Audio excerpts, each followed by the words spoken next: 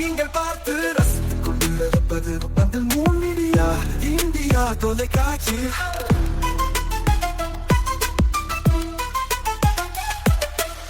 நீங்கள் பார்த்து ரசித்துக் கொண்டிருப்பது உங்கள் மீடியா இந்தியா தொலைக்காட்சி. நீங்கள் பார்த்து ரசித்துக் கொண்டிருப்பது உங்கள் மீடியா இந்தியா தொலைக்காட்சி. நீங்கள் பார்த்து ரசித்துக் கொண்டிருப்பது உங்கள் மீடியா இந்தியா தொலைக்காட்சி.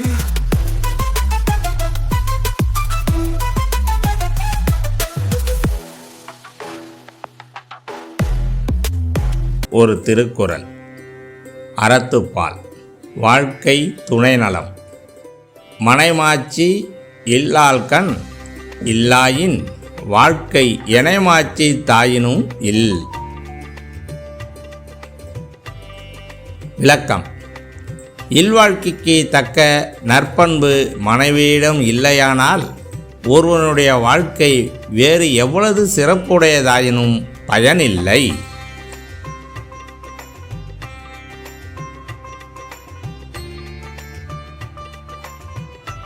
வணக்கம். மூன் மீடியா செய்திகள்.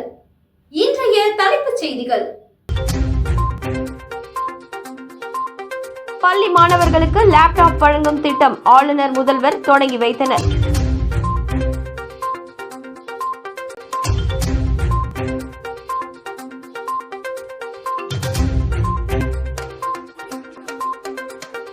புதுச்சேரியில் இறுதி வாக்காளர் பட்டியலை ஆட்சியர் குலோத்துங்கன் வெளியிட்டார்.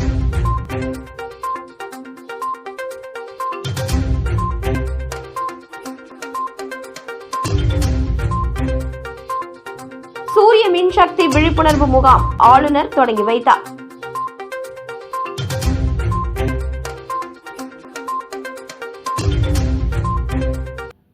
இனி விரிவான செய்திகள்.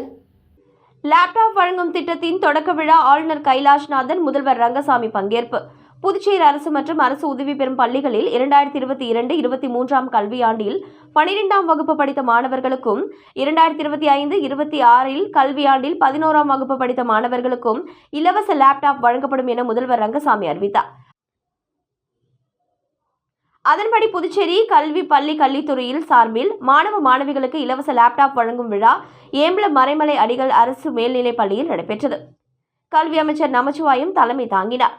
கல்வித்துறை செயலாளர் கிருஷ்ண மோகன் உப்பு வரவேற்றார். சபாநாயகர் செல்வம், குடிமைப் பொருள் வழங்கல் துறை அமைச்சர் திருமுருகன், துணை சபாநாயகர் ராஜவேலு, எம்எல்ஏக்கள் லட்சுமிகாந்தன், பாஸ்கர் என்கிற தட்சிணாமூர்த்தி, கல்வித்துறை செயலர் கிருஷ்ணகுமார், பள்ளி கல்வி இயக்குநர் சிவகுமார் ஆகியோர் முன்னிலை வகித்தனர். ஆளுநர் கைலாஷ்நாதன், முதல்வர் ரங்கசாமி ஆகியோர் மாணவ மாணவிகளுக்கு இலவச லேப்டாப் வழங்கி திட்டத்தை தொடங்கி வைத்தனர். முதல் கட்டமாக ஏம்பலம் மறைமலை அடிகள் அரசு மேல்நிலைப் பள்ளியைச் சேர்ந்த 377 மாணவ மாணவிகளுக்கும், நெட்டப்பாக்கம் கம்பன் அரசு மேல்நிலைப் பள்ளியைச் சேர்ந்த 279 மாணவ மாணவிகளுக்கும், 46 மாணவ மாணவிகளுக்கும் லேப்டாப்கள் வழங்கப்பட்டன. புதுச்சேரியில் இறுதி வாக்காளர் பட்டியல் வெளியிடப்பட்டது. அதன்படி புதுச்சேரி, மாகே, ஏனாம் ஆகிய 3 பிராந்தியங்களிலும் 7,88,696 வாக்காளர்கள் இருப்பதாக மாவட்ட ஆட்சியர் குலோத்துங்கன் தெரிவித்தார். புதுச்சேரியில் வாக்காளர் பட்டியல் சிறப்பு தீவிர திருத்த பணிக்கு பிறகு புதுச்சேரியில் 30 தொகுதிகளிலும் திருத்தப் பணி மேற்கொள்ளப்பட்டது. இந்த பணிகள் நிறைவடைந்து வரைவு வாக்காளர் பட்டியல் கடந்த டிசம்பர் 16ஆம் தேதி வெளியிடப்பட்டது. அதன்படி ஆண் வாக்காளர்கள் 3,60,396, பெண் வாக்காளர்கள் 4,57,028 மற்றும் 3ஆம் பாலினத்தவர் 120 என மொத்தம் 7,66,244 வாக்காளர்கள் இருந்தனர். தொடர்ந்து வாக்காளர் பட்டியல் பெயர் நீக்கம், சேர்த்தல் உள்ளிட்ட திருத்தப் பணிகள் மேற்கொள்ளப்பட்டு இறுதி வாக்காளர் பட்டியல் வெளியிடப்பட்டது. மாவட்ட ஆட்சியர் அலுவலகத்தில் நடைபெற்ற நிகழ்ச்சியில் அங்கீகரிக்கப்பட்ட அரசியல் கட்சிகளுக்கு மாவட்ட ஆட்சியர் குலோத்துங்கன் இறுதி வாக்காளர் பட்டியலை வழங்கினார். அதன்படி புதுச்சேரி, மாகே, ஏனாம் ஆகிய 3 பிராந்தியங்களிலும் 3,70,955 ஆண் வாக்காளர்களும் 4,17,620 பெண் வாக்காளர்கள் மற்றும் 3ஆம் பாலினத்தவர் 121 என மொத்தம் 7,88,696 வாக்காளர்கள் உள்ளதாக தெரிவித்தார். மேலும் வாக்காளர் பட்டியலில் இடம்பெறாதவர்கள் எந்தவித அச்சமும் வேண்டாம், வாக்காளர் பட்டியல் திருத்த பணி மேற்கொள்ளப்பட உள்ளது. அதில் உரிய ஆவணங்களுடன் பெயர்களை சேர்த்துக் கொள்ளலாம் என்று தெரிவித்தார். புதுச்சேரியில் வெளியிடப்பட்ட இறுதி வாக்காளர் பட்டியல் படி 42,679 வாக்காளர்களை கொண்டு வில்லியனூர் தொகுதியும் 20,962 வாக்காளர்கள் குறைந்த வாக்காளர்கள் கொண்டு ராஜ்பவன் தொகுதியும் உள்ளதாக அவர் குறிப்பிட்டார். நெல்லித்தோப்பில் சூரிய மின்சக்தி விழிப்புணர்வு முகாம், பொதுமக்கள் ஆர்வம். புதுச்சேரி அரசு மின்துறை சார்பில் மத்திய அரசின் பிரதமர் சூரிய வீடு இலவச மின்சார திட்டத்தின் கீழ் வீடுகளில் சூரிய மின்சக்தி மேற்கூரை அமைப்பது குறித்த சிறப்பு விழிப்புணர்வு முகாம் நடைபெற்றது. நெல்லித்தோப்பு மாதா கோவில் தெருவில் உள்ள போஸ்கோ மன்றத்தில் காலை 10 மணி முதல் தொடங்கிய இந்த முகாமில் ஏராளமான பொதுமக்கள் கலந்து கொண்டனர். தங்கள் வீடுகளில் சோலார் பேனல்களை அமைப்பதற்கான வழிமுறைகள், அதற்கு தேவைப்படும் இடவசதி மற்றும் தொழில்நுட்ப விவரங்கள் குறித்து மின் அதிகாரிகளிடம் பொதுமக்கள் விரிவான ஆலோசனைகளை பெற்றனர். இத்திட்டத்தின் கீழ் 3 கிலோவாட் வரை சோலார் அமைப்பவர்களுக்கு மத்திய அரசு சார்பில் 78,000 ரூபாய் வரை மானியம் வழங்கப்படுகிறது. மேலும் இதற்கான ஆரம்பகட்ட முதலீட்டிற்கு வங்கிகள் மூலம் 6% குறைந்த வட்டி வீதத்தில் கடன் வசதியும் செய்து தரப்படுகிறது. இதன் மூலம் ஆண்டிற்கு சுமார் 4,500 யூனிட்கள் வரை மின்சாரங்கள் உற்பத்தி செய்ய முடியும். முறையாக பராமரித்தல் முதல் 5 ஆண்டுகளில் முதலீட்டை திரும்பப் பெற முடியும் என்றும் 6ஆம் ஆண்டு முதல் மின்சாரம் முற்றிலும் இலவசமாக கிடைக்கும் என்றும் அதிகாரிகள் தெரிவித்தனர். உற்பத்தி செய்யப்படும் உபரி மின்சாரத்தை மின் வாரியத்திற்கு வழங்கி வருவாய் ஈட்டும் வசதியும் இதில் உள்ளது. 1 மணி வரை இந்த சிறப்பு முகாம் நடைபெற்றது. எனவே நெல்லித்தோப்பு மற்றும் அதன் சுற்றுவட்டார பகுதிகளில் பொதுமக்கள் இந்த அரிய வாய்ப்பை பயன்படுத்திக் கொண்டனர். மேலும் மின் கட்டணமில்லா வாழ்வை நோக்கி தங்களை மாற்றிக்கொள்ளுமாறு மின்துறை சார்பில் கேட்டுக் கொள்ளப்பட்டனர். வாழும் போதும் வாழ்க்கைக்கு பிறகும் பணம் உங்களுக்கு பெருகிக் கொண்டே இருக்கும். அனைவருக்கும் புதிய வாய்ப்பு. நீங்கள் உழைக்கும் குணம் கொண்டவரா? அப்படியானால் நீங்கள் நேர்மையுடன் முதலீடு இல்லாமல் சம்பாதிக்க அரிய வாய்ப்பை நாங்கள் தருகிறோம். மேலும் எரிவாயு godown, super market, solar plant அமைத்து பணம் சம்பாதிக்கலாம். முக்கியமாக முதலீடு இல்லாமல் வருமானம் வரும் வாய்ப்பு. வயது வேறுபாடின்றி, கல்வி தகுதியின்றி அனைவரும் இணைந்து பணம் சம்பாதிக்கலாம். வாருங்கள், LDBS பஜார் உங்களை அன்போடு வரவேற்கிறது. எங்களுடன் இணைந்து நேர்மையான முறையில் பணத்தை சம்பாதியுங்கள்.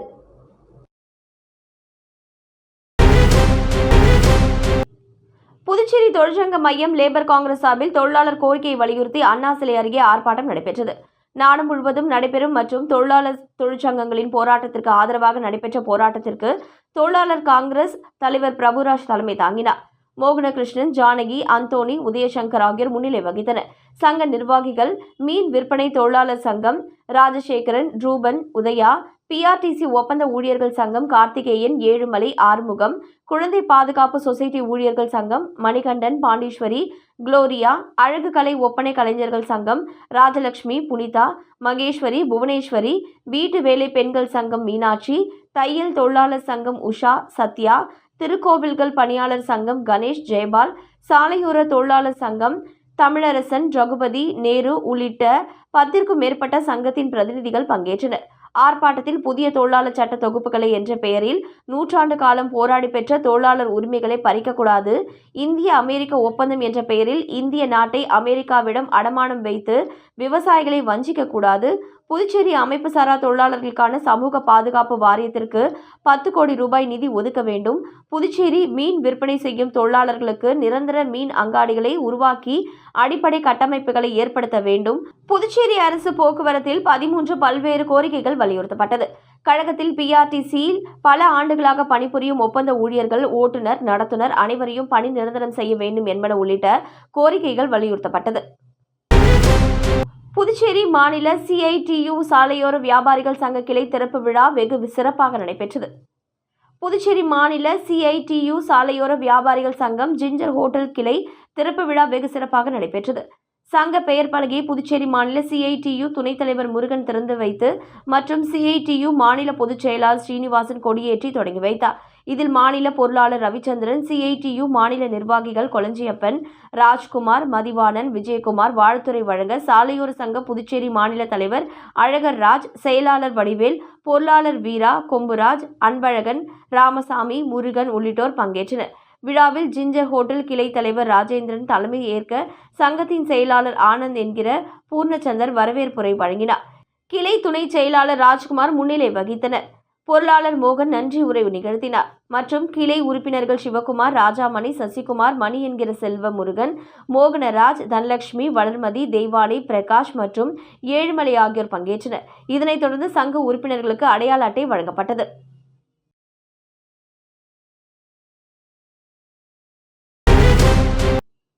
அரசியலமைப்பு திருத்தச் சட்டம் நகராட்சி அமைப்புகளுக்கு 18 செயல்பாடுகளை பகிர்ந்தளிக்க வழிவகை செய்துள்ளது.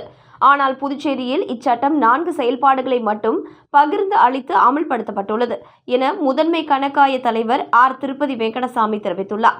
தமிழ்நாடு புதுச்சேரி முதன்மை கணக்காய தலைவர் ஆர். திருப்பதி வெங்கடசாமி தலைமைச் செயலக கூட்ட அரங்கில் செய்தியாளர்களை சந்தித்தார்.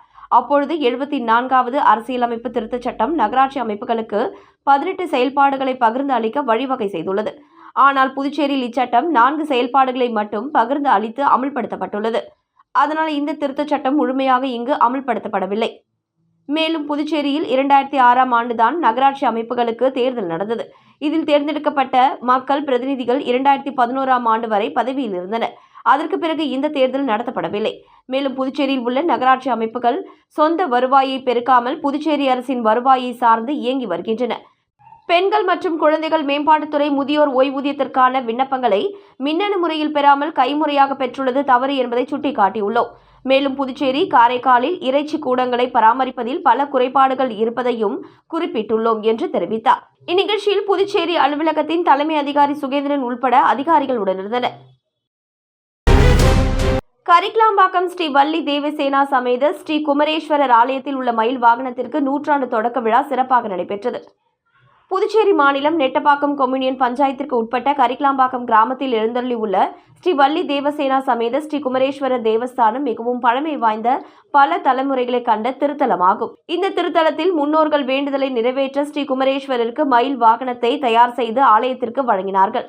மயில் வாகனம் 100 ஆண்டுகளை கடந்த நிலையில் தற்பொழுது கோவில் நிர்வாகத்தால் மயில் வாகனத்தை பழமை மாறாமல் புனரமைக்கப்பட்டு மங்கள இசையுடன் தொடங்கிய நிகழ்ச்சியில் விக்னேஸ்வர பூஜை, சத்ரு சம்ஹார ஹோமம், கலச அபிஷேகம், மகா தீபாராதனை காண்பிக்கப்பட்டு உற்சவர் அருள்மிகு ஸ்ரீ வள்ளி தேவசேனா சமேத ஸ்ரீ குமரேஸ்வரர் மயில் வாகனத்தில் அமர வைக்கப்பட்டு மின் விளக்குகளால் அலங்கரிக்கப்பட்டு ஆலயத்தின் உள் பிரகாரத்தில் வலம் வந்து வீதி உலா நடைபெற்றது. இதில் சட்டமன்ற உறுப்பினர் லட்சுமிகாந்தன் கலந்து கொண்டு சுவாமி தரிசனம் செய்து சுவாமி வீதி உலாவை தொடக்கி வைத்தார். அவருக்கு ஆலய நிர்வாகத்தின் சார்பில் பொன்னாடை போர்த்தி மரியாதை செய்யப்பட்டது. இதில் திரளான பக்தர்கள் கலந்து கொண்டு சுவாமி தரிசனம் செய்து ஸ்ரீ குமரேஸ்வரர் அருளை பெற்றனர். மேலும் பாதுகாப்பு கருதி ஆலயத்தில் கண்காணிப்பு கேமராக்கள் அமைக்கப்பட்டன. இந்நிகழ்ச்சிக்கான ஏற்பாடுகளை இந்து சமய நிறுவனங்கள் துறை ஆணையர் குமரன், ஆலய நிர்வாக அதிகாரி ஜெயக்குமார், ஆலய அர்ச்சகர் பாஸ்கர் குருக்கள் மற்றும் கரிக்லாம்பாக்கம் முக்கிய பிரமுகர்கள், ஊர் பெரியவர்கள், இளைஞர்கள், பொதுமக்கள் செய்திருந்தனர். புதுச்சேரியில் 26 ஆண்டுகால பணி போராட்டத்தை முடிவுக்கு கொண்டுவர NHM ஊழியர்கள் கோரிக்கை. புதுச்சேரி சுகாதாரத்துறையில் தேசிய நல்வாழ்வு குழுமத்தின் கீழ் பணிபுரியும் ஊழியர்கள் தங்களது நீண்டகால பிரச்சினைகளுக்கு தீர்வு காண கோரி போராட்டத்தை முன்னெடுத்துள்ளனர். 26 ஆண்டுகளாக தொடர்ந்து பணியாற்றி வரும் தங்களை உடனடியாக பணி நிரந்தரம் செய்ய வேண்டும் என்பதே இவர்களின் பிரதான கோரிக்கையாக உள்ளது. ஊழியர்கள் தரப்பில் முன்வைக்கப்பட்டுள்ள கடந்த 26 ஆண்டுகளுக்கும் மேலாக பணிபுரியும் இன்னும் நிரந்தர பணி ஆணை வழங்கப்படவில்லை. பணி நிரந்தரமே தீர்வு என்பதை அவர்கள் வலியுறுத்துகின்றனர். இரவு நேர பணி கட்டணம் மற்றும் நோயாளி பராமரிப்பு பணி போன்றவற்றை இவர்களுக்கு வழங்கப்படுவதில்லை. ஒப்பந்த ஊழியர்களாக செயல்படுவதால் முறையான பணி பாதுகாப்பு இல்லை என ஊழியர்கள் வேதனை தெரிவிக்கின்றனர். பணியின் ஒரு பகுதியாக வெளியே செல்லும் பொழுது வழங்கப்படும் பணிகள் மற்றும் இதர ஊதிய உயர்வுகள் குறித்த அறிவிப்புகள் இன்னும் நடைமுறைக்கு வரவில்லை என சுட்டிக்காட்டப்பட்டுள்ளது. நாங்கள் வாழ்விலேயே ஒளியேற்ற எங்களது 26 ஆண்டு கால கொடுமை நிலையை முடிவுக்கு கொண்டு வர வேண்டும் என்ற முழக்கத்துடன் அரசாங்கத்தின் கவனத்தை ஈர்க்கும் வகையில் இந்த மாதம் 11ஆம் தேதி முதல் தொடர் மறியல் போராட்டம் தொடங்கப்பட்டுள்ளதாக இந்த அறிக்கையில் குறிப்பிடப்பட்டுள்ளது. சுகாதாரத்துறையில் முதுகெலும்பாக திகழும் தங்களை அரசு மாற்றாந்தாய் மனப்பான்மையுடன் நடத்தக்கூடாது என்றும் பொதுமக்களின் ஆதரவுடன் தங்கள் உரிமைகளுக்காக போராடப் போவதாகவும் ஊழியர்கள் புதுச்சேரி அரசு சுகாதாரத்துறை அமைப்பினர் தெரிவித்துள்ளனர். மீண்டும் இன்றைய முக்கிய செய்திகள். பள்ளி மாணவர்களுக்கு லேப்டாப் வழங்கும் திட்டம் ஆளுநர், முதல்வர் தொடங்கி வைத்தனர்.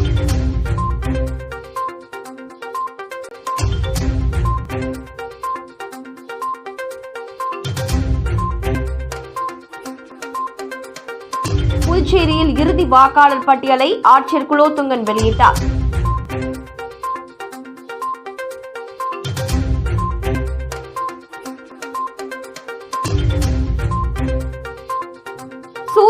சக்தி விழிப்புணர்வு முகாம் ஆளுநர் தொடங்கி வைத்தார்.